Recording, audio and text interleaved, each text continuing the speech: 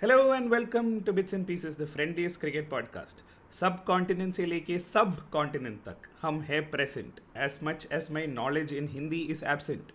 To make up for all my lack of knowledge, I have the principals of the cricket college, the friends who take my mediocrity and shine it on Jack Leach's head till it's shining and witty.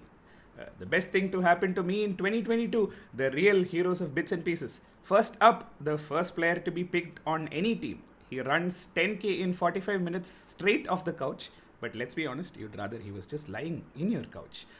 The man who realized that the friendliest cricket podcast has been holding back its biggest trump card, his own face, and remedied it by putting up full Zoom video recordings on YouTube. He was in your wet dreams, he was in your screams, now he is on your big screens. As the poet once said, उड़ती उड़ती अखियों के उड़ती उड़ती अखियों के लड़ गए पैंचे लैड आए वे उड़ती उड़ती अखियों के लड़ गए पैंचे लैड आए वे जूम बराबर जूम बराबर जूम बराबर जूम जूम बराबर जूम बराबर जूम बराबर zoom. Say hi, Nitin. What an intro. That intro made me very shiery. Amaze. Up next, on the 6th day of Christmas, my true love sent to me 6 geese are laying, 5 golden rings, 4 calling birds, 3 French hens, 2 turtle doves and a partridge in a pear tree. The Portuguese are laying golden eggs on the friendliest cricket podcast, the Don Juan of Lisbon. Say hi, Murali, sir, go. Hey guys, pleasure to be on. Sorry to be late as usual. Yeah, no, that's fine. I mean, you just made me like switch tag from Bollywood to Christmas real quick because like I had to go for the references that are easy to be, right? But following on that cue, it's beginning to look a lot like Christmas everywhere you go. Take a look at his hair and beard, it's glistening once again with cricket stats and crazy facts that glow. It's beginning to look a lot like Christmas, Boys Yadav in his stride, but the prettiest sight to see is how happy you will be when Chops smiles wide. There are 2 types of unannounced guests, ones that make you go why and the others that make you go yay. It's easy to say without a doubt that this man is in the latter category, the painter of Asia who makes you go beige. Yeah, say hi, Abhishek Chopra. Thank you, Da. Sorry to be a last minute entry yet again. I feel like RP Singh called in from Miami, except that neither I'm my left armor nor I was in Miami. But glad to be here. You are in my army all the time, John. Okay, up next, you better not pout, you better not cry. Do not think your team's out. I'm telling you why. Samir Mohan's coming to town. He's making a list, he's checking it twice. Gonna find out whose NRR is not too nice. Samir Mohan's coming to town. It ain't over yet, sit down and strap in. He's taking a very different path. Their overrate, he says, will catch him napping. Samir Mohan knows his math. The king of Tindi who knows his Hindi, whose ticket to Bollywood never needs to be Lota Ded because he's never given it up. The one, the only Samir Mohan, say hi. Hi. At this point, everything is very academic and I would like to feel that I'm Abhishek Bachchan about to meet some random Preeti Zinta on a train today. So yeah, hey, welcome. Wait, which film is that? Joom, Barabar, Joom. Oh. He's referenced the movie in 2 songs. Twice, by the way. Thank you. I've done it. Bollywood references have to be explained. You have a movie podcast now. What the hell? Don't name and shame, please. We did an intermission now. Okay, and finally, rounding up the panel, dashing through the show in a one-cow's open sleigh, cricket fields we go, laughing all the way. Balls that fox the king, making fandoms fight. What fun it is to ride and sing a KL song tonight. Jingle bells, jingle all the way. Oh, what fun it is to ride in a one-cow's open sleigh. Hey! Bearing the 3 kingly gifts of golden takes frankest incense, and this works better the way it is spelled. Mair. The meme whisperer of millennials, the man they ask, won't you please toss my salad from Malad? With stickers so good you want to make sticky. Say hi to the Santa Claus of the pod who shows up like once in a year. Say hi, Cubs. I was telling Nitin, much like Kuldeep Yadav, 22 months later, I'm here. Okay. Wow. You never told me that, Ra. Yeah, and Tony is getting all the Christmas feels out because next Sunday is Christmas, which means he gets a comp off.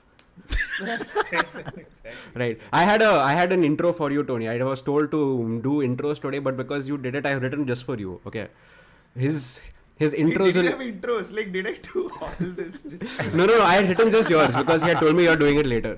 Okay. So like because like and the thing is because like I don't have the same skills as you. It is just like 4 lines. Okay. It is not like it's not like a prose. It's poetry more or less.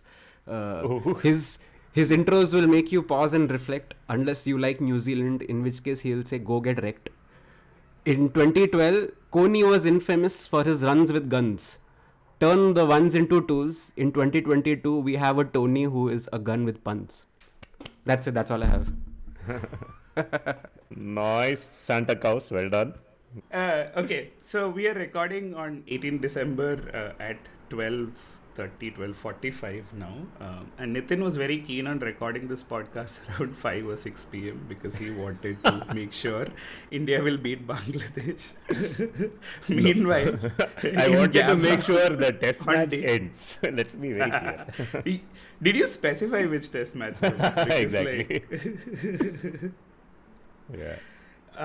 By this point, let us say 36 for 9 has been surpassed by 35 for 4, which how? And Australia has also beaten South Africa as we record. And Samir Mohan's frantically refreshing WTC standings to realize that India has finally jumped above South Africa. So wherever you want to start, guys, like free for all, like just go for it. I just want to say, Nitin's kept saying on the group about the India-Bangladesh test how fourth innings chases have become easier. I think the Gabba pitch showed that it has indeed become easier now. I just want to read out one tweet, one from a friend. Pace-assisting pitches are killing Test cricket. This Gabba pitch deserves a substandard rating from the ICC and a ban on hosting a Test match for the next 2 years. They played lesser balls than the Test in India, so nobody can talk about Tests ending in time. It did less than 2 days. It's the exact same story, and there are zero journalists writing long posts about how this was such a terrible pitch, minefield, or whatever else there is. I mean, to be fair, the match finished like 2 minutes ago. So like, long form. Yeah. Not everything is as unprepared as a bits and pieces episode. So wait till tomorrow. Also in the same week, Sydney Thunder were dismissed for 15 runs. So it's like it's endemic. Nobody can bat in Australia anymore unless you're named Rishabh Pant. But also in 35 for 4, amazingly 19 runs came of extras. So or are they called sundries? Sundries. They called sundries. 16 runs of those 19 runs came out in just 4 balls, 4 head-high bouncers, and 3 of them went for like 4 wides. So it's effectively the match there. This is not a test match anyway. If you look at Rabada's spell, it is 4-1, 13-4. He's bowled on maiden also. It's a proper T20 spell. So there you go. No wonder the game ended in 1 day and 1.25 days or whatever like that. Yeah. I just want to throw in a different angle, right? Like last week, PGK quoted Murali saying England have now taken time out of the equation. Australia have done the same thing. Like you can play one full series in 5 days, it seems. So like, please, what is the nonsense? This is new age basketball. Next 3 days they'll go exploring Gold Coast or Great Barrier Reef or something. Yeah.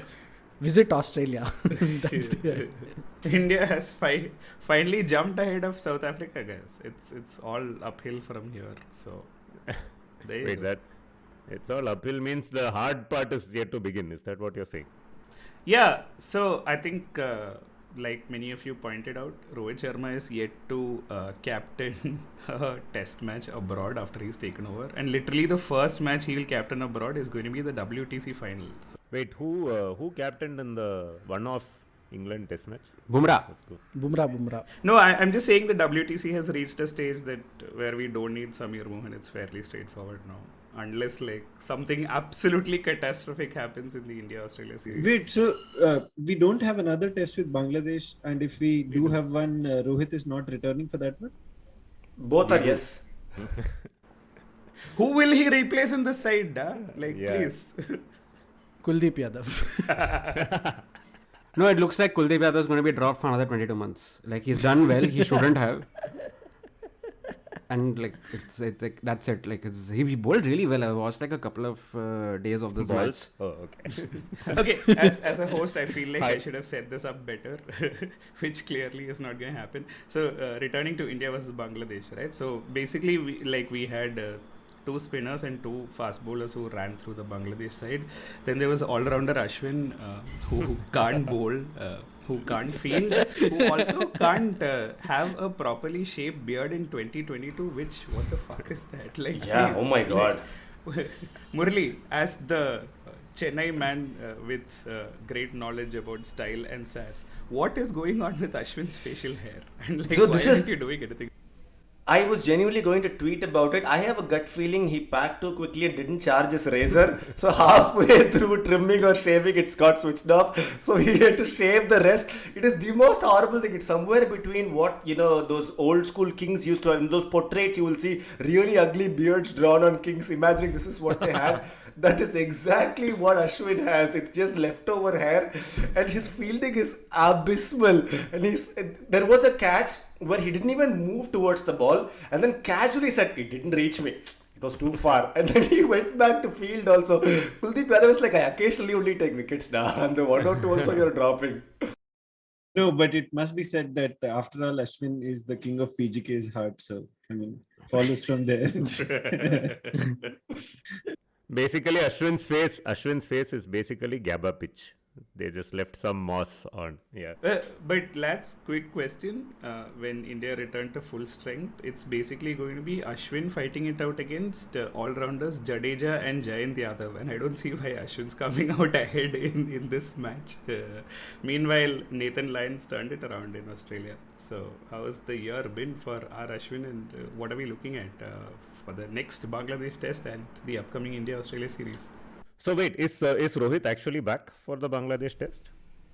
Rumors say, yeah. Rumors. Oh, he's fit. Dude, he like, whenever he's sick, I'm saying whenever he's injured or something, he ends up taking photos with whoever's at the NCA. So like This time it was what? Zimbabwe under 19. Zimbabwe. Right? yeah, Zimbabwe under 19 this time.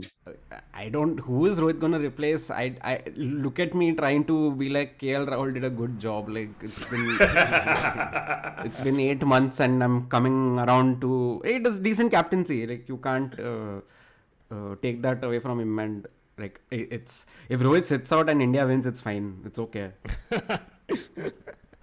Kaus is praying that Rohit doesn't recover in time.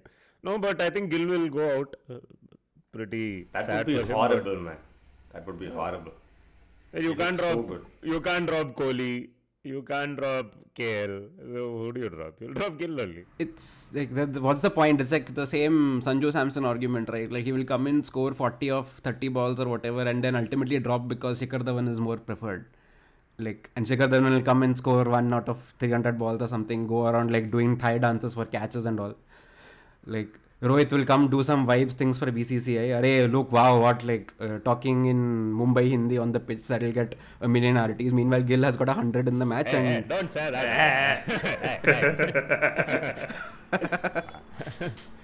yeah, but like there's no like you have to drop him. I get that. Like, he came in for Rohit Sharma because Rohit Sharma was injured and now he's back. Rohit, what to do? Like, if we are going to qualify, you're going to qualify for the final potentially, and there same thing. He might get COVID again, or he'll get like. Or there Actually, might tell be me- a book release.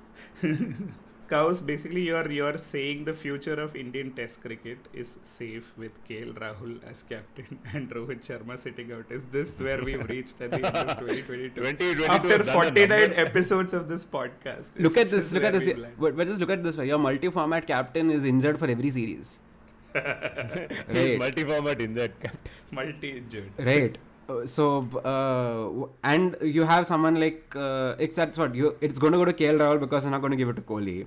Okay, and when KL Rahul is injured, he's like, I don't know who the vice captain is. Maybe it's Pujara. I don't know. Whatever he says, he also doesn't know what's happening. Right. This whole team is vibes only. Okay, like that ODI series was there so that Kohli gets us 100. This is just the matches are just happening, and we are like I don't know, we are fools to try and imagine like a narrative. Oh, you know what tactics? What there are no tactics. You're just showing up on the day. अरे कौन है? हाँ आजा चल खेलते हैं. Dude, Kaus, I don't think this is true. I think KL has done a phenomenal job. Under who else's captaincy have you seen Cheteshwar Pujara doing a switch hit or a reverse sweep or whatever you want to call it? Huh? Hashtag Tell- intent.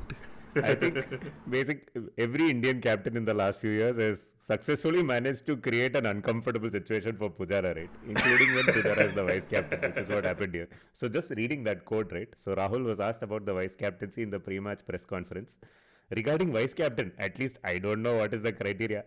Whoever is picked, you give yourself a pat on the back. It really doesn't change too many things. Everybody in the team knows their roles and responsibilities. That's what he had to say. Pat yourself on the back, macha, Pujara. Yeah. Pujara, of course, took that literally, right? He didn't pat himself on the back. He just turned his back when Pat Cummins bowled a bouncer. So Pat patted him on his back. To get into the analysis part of this podcast, Chops, why don't you? Since Varun Murali is not here and like there's only one person who talks cricket in this group, why don't you tell us, Chops, what you made of that? No, I mean, I think as Kaustubh said, it's very, very difficult to predict what combination we are going to go for in the Australia series. It's all completely mixed up. But I mean, if you look at just this test, it was a good outing for the Indian side. I mean, everyone about whom you were worried, like Pujara, is he going to make a decent hash of it? When Rahane's place has already been, gone, it's already gone. Pujara did well. Gill finally got the monkey off his back with his first test 100. Kohli was back at his sledging best with Nitin Das, with his dismissal. And I mean, Kuldeep's return is also a good thing. Back to form and picking up wickets like he used to do back in the day, as Kaus said, after 22 months or whatever. The good thing about his bowling was it really looked like, even when he was not taking wickets, it was a slowish pitch. It really looked like, he was threatening both edges, LBW dismissals as well as caught behind, bowled, whatever. And Akshar Patel is Akshar Patel, man. I mean, I don't know what he does, how he does it, but he's perhaps a very, very unique left arm slow bowler, in the sense that he delivers the ball very wackily, not like Jadeja at all. So, it's going to be tough for Ashwin to get his spot in the side in the Australia test. It's not going to be a total shoe-in or total confirmed select, as has always been the case. But I mean, in terms of selection, it's Who is the confirmed pick? nobody's there. I mean, if you ask me, Jadeja has to walk into the side, especially with a victory behind him in the elections. He does have to walk. So he has to walk in to the side, and I mean the rest. I hope Bumrah comes back, man. Everyone else can sort of go figure out whoever is vice captain, whatever. But I did see a clip of Bumrah practicing in the net somewhere. Don't know if it's an old clip or a new one. He really looked like he was firing on all cylinders. I hope that's the case when Australia come visiting. So, yeah. No, I just wanted to disagree with one thing. I don't think Ashwin's place is threatened, because just the same way you say, they'll drop Gill even after 100 and bring back Rohit because he's captain. They are not going to drop Ashwin, at least if he fails for 3 tests. Maybe the 4th test, they'll think about dropping him. If not, I think we can assume that it's going to be the standard 11 with Jadeja walking in and replacing probably Kuldeep Yadav, Akshar retaining his place, and Umesh probably losing out for Bumrah if Bumrah is fit. That's it. I don't think anything else is changing. Yeah. We could no, say Ashwin's going to be retained only for diversity quota. That everyone else is a left arm spinner. So like we need one right hander. He won't even make it on diverse quota because he doesn't dive. But Murali, you said Ashwin is allowed to fail 3 or 4 times. Please go back and look at the last 3 or 4 matches. Ashwin had like 4th innings efforts on a platter laid out for him, and he promptly did not take it. So. Yeah, even Kohli was like one full nation against 10 men, and R. Ashwin who's there on the side. We don't know why. But they are all anyway dust bowl beasts. Ashwin and Jadeja are not going to get dropped at home for sure. They can turn some puff of dust and all that Ravi Shastri will say, and then a turning square, and so they are not going to get dropped. So I feel bad for poor Kuldeep, who's never going to see a cricket ball again, and for Shubman Gill, who tried so. But wait, there is one more. Maybe he'll come back in the 4th test. Oh, If we Dharamshala. win 3-0, 3-0, there is a good shot. Kuldeep could get a chance. Same with probably Shubman Gill, but nothing else is changing. This is one of those rare occasions that really wish Rohit Sharma and at some level poor Jadeja stays unfit, but then the entire series is threatened. Frankly, I don't think Jadeja walks into the team right now. He's been out for so long. I don't know if without any body of work, coming back into a test series against Australia is a big call. Right? He's not been on field for like ever. I don't know when he last played. Warm-up games in Australia, is it? Yeah. He doesn't have a body of work, but he's a body of workout. Look at Ashwin versus Jadeja. And like, Ashwin probably walks into the side, Jadeja like slides and dives and runs into the side. Right? Like, please. That said, I do expect Ashwin to get wickets in the next test match. It's not like So he you're bowled badly. saying Bumrah walks in, but Jadeja doesn't. Because Bumrah actually no walks body in. of His work. run-up is a bit of a hop, skip and a trot. He walks also. Yeah. No, I'm questioning your body of work point. Basically. No, but like I wouldn't pick Bumrah till like he's absolutely fit. You saw what happened to Shaheen in the final, right? Can't pick people cold. You have to prove yourself in the IPL first. Why not? It's okay. Like the same IPL is going to be used as a testing ground for Jofra Archer also, so it's okay. It's not a big deal. But you wouldn't want to risk Bumrah at all. Like if he is a generational talent, and you don't want him to get injured. If it's Bumrah played his first home test only last year, right? That too he bowled like some 5 overs or something, because Akshar Patel is your how like Scott Boland is like like an MCG specialist, right? Like you have like Akshar Patel who's just made to play in pitches like Ahmedabad and whatnot. So Bumrah you don't need for the series. I'm being like deadly honest. You have Siraj is enough. Wow. Siraj Kafi. Siraj. Oh. Siraj, yeah, because you need your spinners to step up, right? That's the whole reason you're playing in India, is because your spinning attack is good. Valid point. Okay, let's go around the table. We're saying 4 bowlers, 6 batters, 1 keeper for the Auss series, or 5 bowlers. Okay, who are your 4 or 5 bowlers? Go around the table. Samir, let's start with you. Who are your 4/5 bowlers in the 11 against Australia? Siraj has to come in. Akshar is there. Ashwin still gets to keep his side because Australia. I will continue with Kuldeep because of recent, and this might be a little. I'll pick a 5th bowler in Jaydev Unadkat because the guy didn't get his visa, and there could be some promise. So. But he got his visa, no? I saw him in the ground. He arrived on the day of the first test. That's what it already started. Match has started. He's there. Like Murali on this podcast. Jaydev Unadkat also landed on the first day only, I think. Both like. Okay, so you went with Unadkat, Siraj, Akshar, Ashwin, and Kuldeep. Okay, Murali. Oh, I have a pretty standard. This is against Australia. Yeah, One second. I have one question. I know we previewed the series like 4 months back before even Australian team knew the series is happening. Today again we are talking about bowling attack. There are like ages to go before the series starts. We don't know whether Jadeja is going to be fit. We don't know if Bumrah is going to be ready. We don't know Ashwin take wickets in the second test in Bangladesh. We are randomly picking one team. I know they fired the selection committee, but bits and pieces is really stepping up here. We will do repick, we will do cherry pick, we will do everything. It doesn't matter. Even though they might be fired, but Chetan Sharma is currently still doing tours of both the East, West and North Zone for the Ranji games. So they still get to have draft picks before they are officially fired from their duties. So yeah, there is that is happening, by the way. Oh, working hard in notice period also. Expect the HR to come up with such jokes. I mean, all he could do was make Rangoli outside BCCI office and it'd be fine, man. He'd still get his salary. Generally, in the BCCI, there are 4-year notice periods and all. So you can push, like you can really take it however long you want. This is where we talk about Ganguly, is it? I have my 5, I think, pretty standard. It's Siraj, Bumrah, Ashwin, Akshar, and if he's back, Jadeja. If not, possibly, then it's Kuldeep. And no, Jayant Yadav does not get a place no matter what you beg and plead. He's not coming in. He's not a giant by any measure, but that's my 5. Cool. Chops. Same as Murali. Day. Same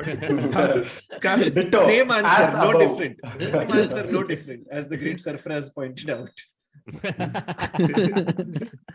Cows. If you got hit by Miyadad for a 6 in 1986 at Sharjah, who would you pick?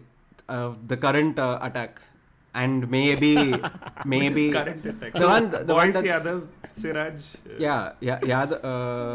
Yadav. Actually, you know what? It'll be Siraj, Kuldeep, Ashwin, Akshar, and Jadeja. Oh, one fast bowler. That's it. You don't. One pacer. We won't be bowling with pace.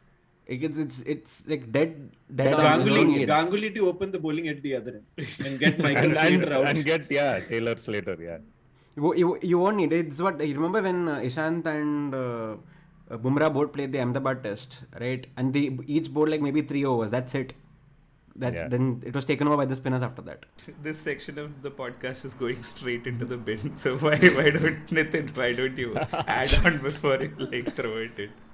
Dude, Ashwin, Akshar Patel, Siraj, Kuldeep if he has another good test. I'll play a 4-man attack. That's it. Again, only one fast bowler. Kafi hai. We need batting, boss. Cummins is going to come and blow us away. We need the batting. 4 bowlers, 1 fast bowler, 3 spinners. Done.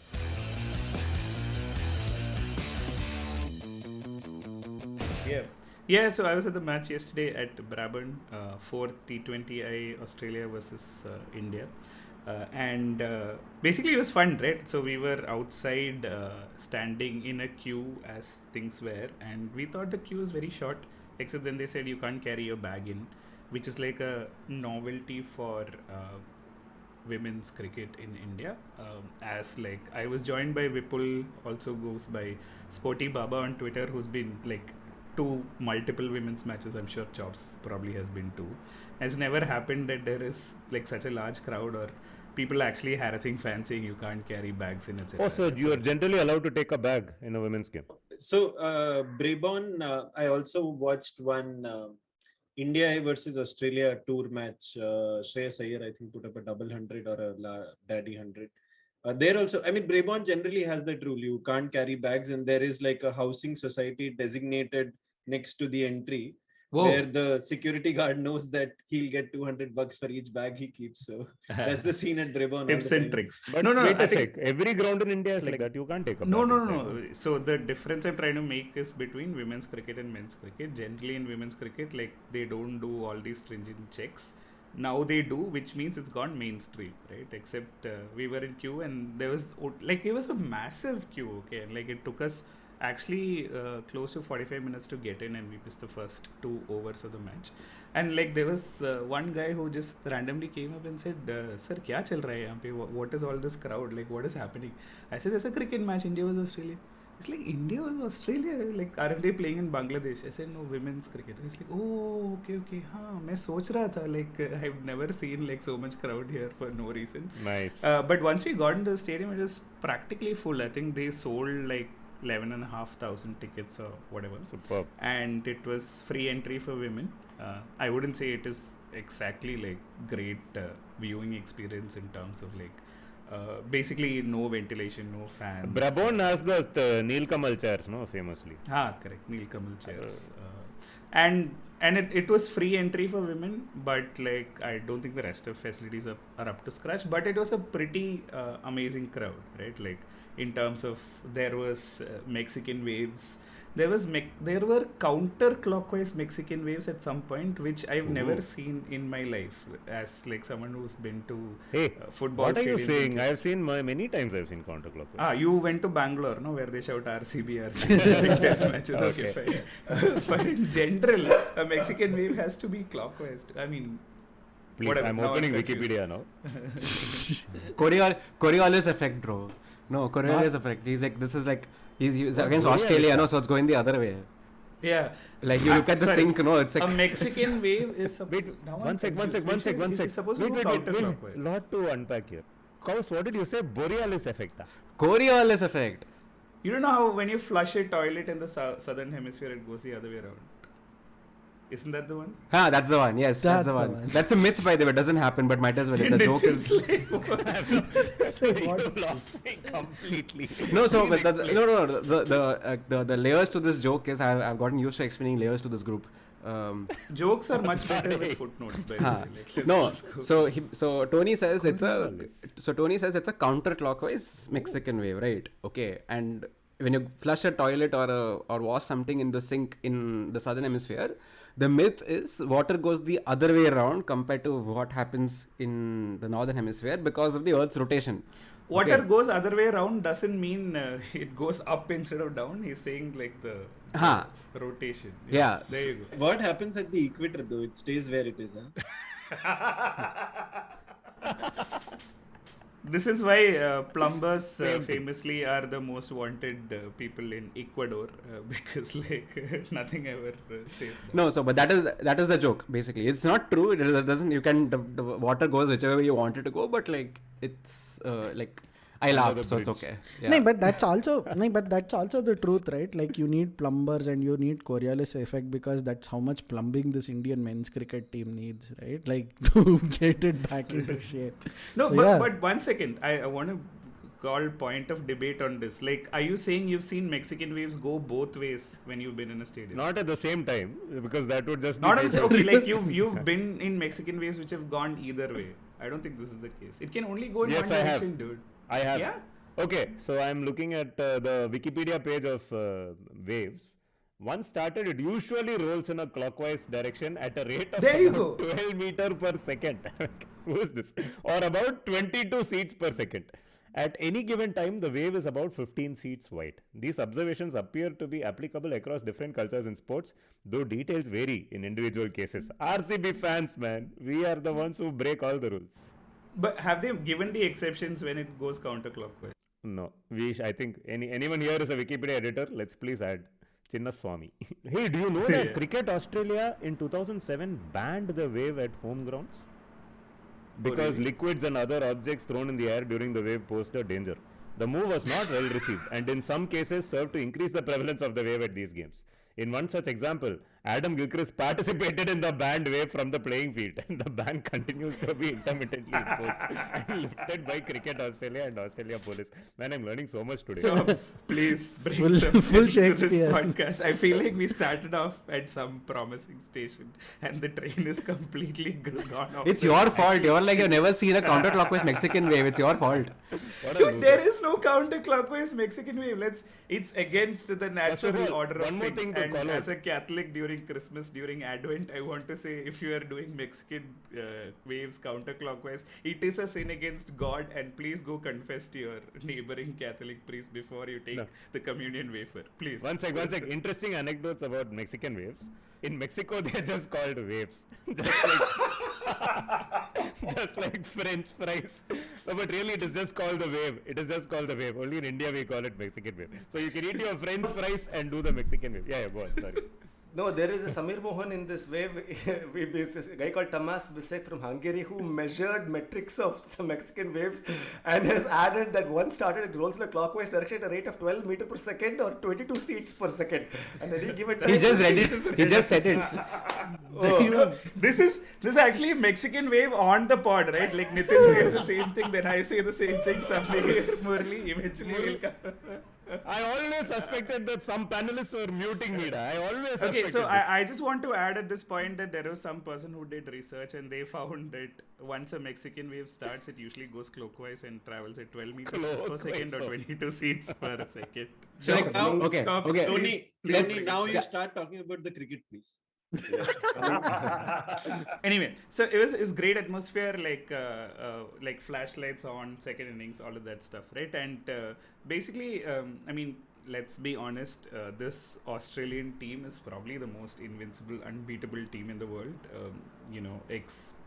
By the fact that they've lost just one match in this whole year, and that too to a super over in DY Patil, right? So when they had scored 188, 189, whatever it was, felt like way too much, right? And like basically we were thinking that they'll limp to about 140 or so, but then amazing sort of at the latter stages of the second innings, the Indian women actually sort of surprised us, right? And I was basically telling Srinath and Vipul, who were there with me, when Richard Ghosh was going all guns blazing, that Harsha Bhogle is probably in the comm box going, "This is new India," standing up to Australia and saying, you may be rich, but we are richer.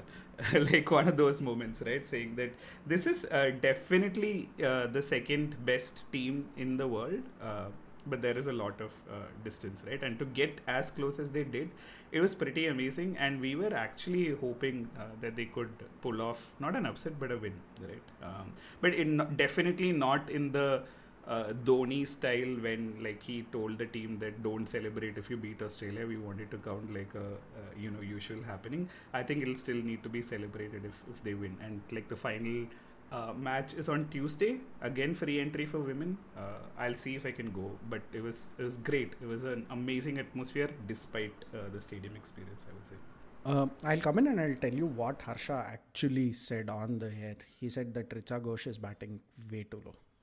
And he said this, it's a very prescient thought, right? Like, think about it. There were two chances that really went up. One was grasped by Talia McGrath, and other she perfectly found like a no man's land in mid-wicket. Here's the thing, right? Like, the thing with Richa Ghosh, entirely seeing is they behind the 8 ball, and they had to play percentage cricket and just melt down, right? Like, no need for like 2 singles in the 19th over. Absolute crime that there was a 3-run 18th over, right? Like, you just either put it down to bad thinking, but you also put it down to how good Australia were, right? Like, Alyssa Healy was not even on the field. It was Talia McGrath and Beth Mooney who were calling the shots. They held back the spinner till like the crunch overs, right? Like, there was absolutely nothing. And one of the things that, again, Harsha and absolutely blasphemous commentary there. I mean, the less we say about the other panelists, it's better. But they did mention one good thing, that they repeatedly made Harmanpreet, Devika Vaidya and Richa Ghosh find their touch game, right? Like, nothing in that, whatever that slot thing that they call. They were back of the length. They were wanting them to play behind the wicket so that the maximum you get is a 4. And crucially, that's where the stats went towards, right? Like, Australia had like some 40-45 dot balls. India had 35. India also hit the more boundaries, I think. Yeah, but less sixes. Yeah. Yes, it came down to that. Sixes. 3 sixes versus 8, right? Like, and even look at the margin. 8 runs, 7 runs was what the margin was. They took a single. It was just 1 6. They just had to find 1 6 from somewhere, and we would have had another super over yesterday. And it's absolutely crazy that you think about this, that this is how much close they are coming towards. I made a tweet a couple of days back saying that this is a bit like the 90s. There'll be a lot of heartbreak and then there'll be some magic. I think after yesterday, it's not even that. It's just perfect cricket that these people are playing, but they're just running into a team that's at a whole different level, right? Like, one can think of the fact that the exposure to WBBL has made these people more aware, game aware, right? Like, a Smriti Mandana or like a Jemmy Rodrigues can now pace their innings and be able to, get the results to Indians today, which was not possible. Probably this would have, any other time a couple of years back, this would have been a crash and burn at 100 or 120. It wouldn't have been a loss by like 7 runs or even like go to a super over. I think there is a lesson here for the larger community to also, to specifically to men's cricket, to give the exposure, right? Like, we were all telling why, BBL may, because of they did that, England got through, right? Like, and you saw what happened in the BBL. They were like 15 all out, and these are like proper caught behind dismissals. It was not like a brain freeze that was happening. Everyone was just nicking and going away. Probably Daniel Sams was the only this one. So yeah, these guys need a lot of exposure. These guys, these women specifically, and I think mid innings, Grace Harris or Beth Mooney said that even though we were on top of the game, even though we were like bossing it, we just felt like we were underwhelmed, or we were just not there because the crowd was so behind the Indian women, and that was very, very apparent, right? Like, we could hear it on the live feed yesterday.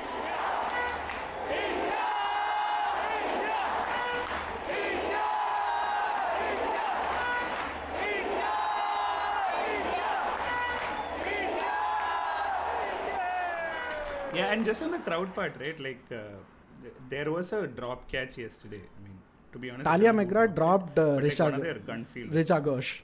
Yeah, and like you don't expect the drop, right? And we are like, okay, let's like the only thing that can get the team over is like there is a pretty decent crowd. We have to get into it and like get into mental disintegration mode. And as much as you shouldn't boo players who are playing out in the middle, we're like, come on, let's like pull off boos, right? And like You heard it. I heard. We could hear it on the.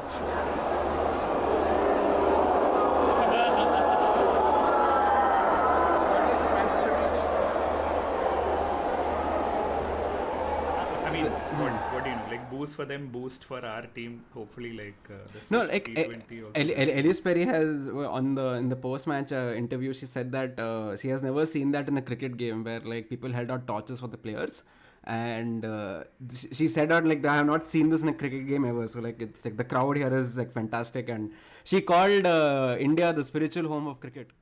Like this Australia team is like I had mentioned like earlier, it's nightmare fuel. It's reminding me of how much the 2002 to 2003 to 2008 team just crushed dreams. It's like it just like we sat. I have sat through all those matches and cried, and this I feel the exact same way here. Because this team is incredible. The Indian team is incredible, and to fall short because of 1-6. I mean, you can say sure if we could have hit one more six, then it would have been a super over or something. But like Elise Perry, I think the first ball she came into was a six. Like I think she walked in and just smashed a six straight. Like they are operating at a completely different plane. And before this run started, this unbeaten run started, the only team that they lost to was India, right? So this team is like on the it feels exactly like the 2003 to 2008 vibe where doesn't not Australia have an answer for every single thing. Like you have Alisa Healy who is injured and goes off, and you have Beth Mooney who's brilliant behind the stumps. Yeah. Right. Yeah. I mean, the only thing I feel is that I mean the comparison with the Australia men's team for just the Australia women's team as of now is perhaps valid, but at least for India, I mean the access to resources that we have, or the infrastructure that we have, or the seriousness which the administrators have. I mean the fans do have much more of a stake now. It's not at the same level. So No, it's I agree. No, but like a hand behind the back, and we are still running them so close, which is I am talking makes it from even a greater. I'm talking from an emotional level of watching these guys play, right? It's soul crushing. I don't know how these guys do it in every single match because every match was close, right? And like it was a great game, man, yesterday. Seriously. No, but basically two things, right? One is like, as Nitin says, whenever someone scores a 300, who were the bowlers? Like, what was the baseline before this, right? And it was extremely low. And to be honest, I think it is a great thing that Star has lost out on the feed for IPL, etc. Because now the marketing budget is actually going towards the women's game. And if you were in Bombay, like, you can't miss a hoarding without the women's thing, right? Yeah, so which is great, good. like, marketing budget remains the same. And the other thing that will make Nitin happy or sad is that Vipul, who goes by Sporty Baba on Twitter but Foodie Baba on Instagram, who basically like does food crawls and stuff, he's like, listen guys, the match will end exactly at 10. There is going to be like exactly at 10, so let's book a table somewhere for 10:15, right? And we went to this amazing place, had great food, but it was like it ended at 10 on the dot, right? It's not like there is somebody running onto the field or in terms of like support stuff or like some random, exactly, good over it, some random like tactics and people discussing that and this and like wasting time and all of that. It goes exactly on clock. The first innings finished at 8:25. The match itself finished at 10. So yeah, pretty good, like quite predictable in that sense. The other thing also is these are the to get to our listeners and viewers. This is the first set of matches after the ruling where men and women have pay parity from the match fees point. So it's an interesting step now to see how many games the women get to play from 2023, at least if it is at a 60-75% of the men's game, right? Like, I don't think the women's game has a FTP program as such. There is nothing like that. So, I mean, what's stopping the ICC? What's stopping the BCCI to get the FTP? And obviously, $1 million question is the women's IPL with the 5 teams, right? Like, the men's auction is happening next week and next Friday. We don't even know. We are not even discussing about it on the pod, but we are discussing some great performances by the women's team, right? So it's now or never. I think it's high time at this point, right?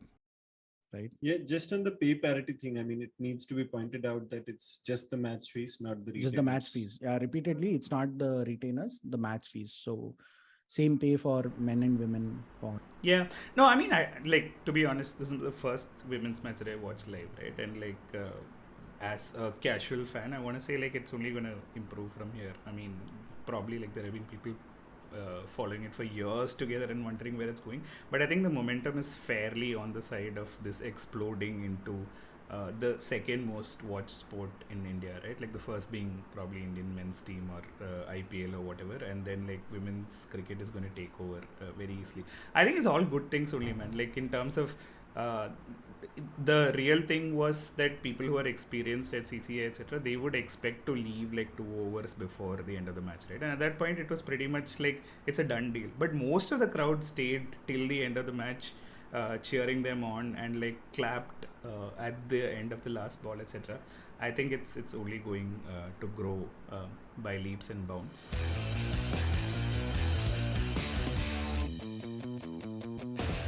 Okay, Murali, quickly, England versus Park or anything else that you want to talk about? I love the word quickly because that's still how England are scoring. It's amazing because they refuse to let their pace down.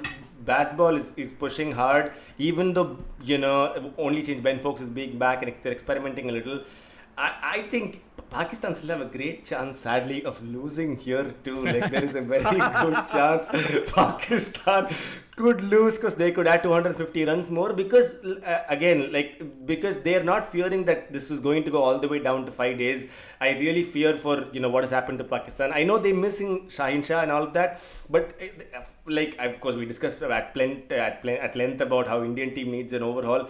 The Pakistan team needs a significant overhaul. The one great thing that has happened to them is Abrar Ahmad, but apart from that, or maybe South Shakil too to a certain extent, but lots of struggles all over the place. People don't talk enough about what Rizwan is doing in the center too. Yeah, good chance they're going to lose here as well. But yeah, first they need to get over the hal and then probably do all of that. But the other thing I wanted to point out was the debut for Rehan Ahmed. There's been a video floating around which PGK referenced earlier in one of the episodes about how Shane Warne was complimenting him and saying that he's going to play first class cricket soon.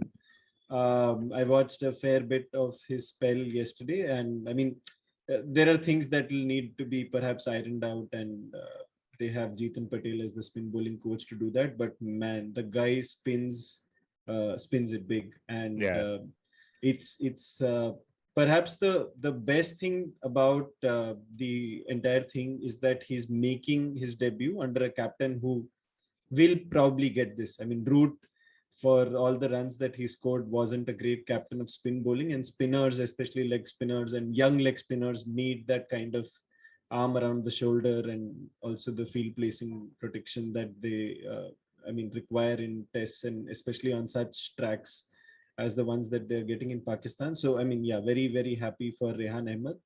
And the other thing is Ollie Robinson. I mean, there were questions asked of his fitness, his stamina, and whether he was going to do well in these conditions, especially what happened in Australia. Those questions about Australia will perhaps not go away till he goes back there and proves himself. But at least the signs in this tour have been really, really promising. He's bowled his heart out, landed it on a spot when he wanted to, bowled short quite well. Things looking good for England, which is not great for the podcast. I have interesting anecdote about Rehan Ahmed. Okay. Tell now. Who is this first? Who's the first Test player that Rehan Ahmed has dismissed? I want to say Shane Warne when he was bowling to with the nets. Yeah, it's Ben Stokes. Oh, lovely. So Leicester versus Durham. So I worded the question specifically test player that is dismissed. So basically, he was a net bowler in Pakistan's during Pakistan's last home series, right?